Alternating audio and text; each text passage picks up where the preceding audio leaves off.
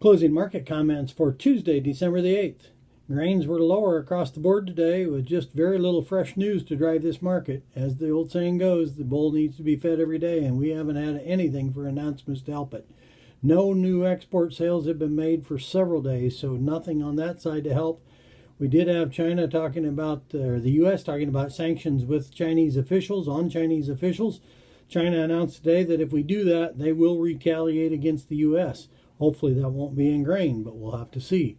France did lower their corn crop from 13.7 to 13.5 million metric tons, but they also turned around and increased their wheat acres 12.4% at 4.72 million hectares of wheat.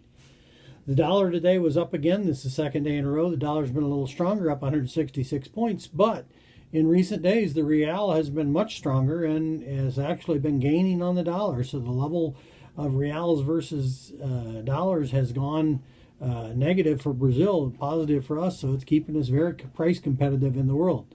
Gold was up $8 today at $1869.80. Silver was down 56 points at 24.685.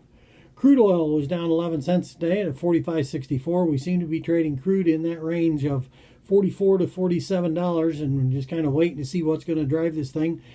Fears of COVID increases and shutdowns is putting pressure downward, and talk of vaccines and stimulus is trying to push it up. Stock markets were stronger today on talk of funding the government and possible COVID package. Dow futures up 106, NASDAQ up 45, and S&P up 10 points for the day. USDA report is out on Thursday at 10.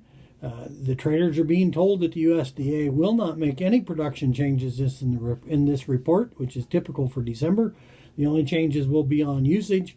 They are expecting to make any changes in production and final yield in the January report.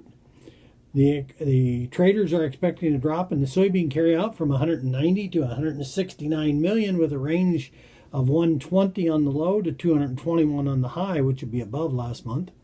The corn carryout is estimated at 1.691 billion bushels. That would be down from 1.702, with a range of 1.550 to 1.815.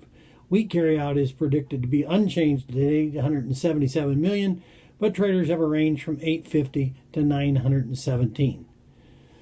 Traders are expecting a lower production estimate coming out of both Brazil and Argentina in corn and beans, but not the drops that we have seen in recent days, so we'll have to see where they come out on those.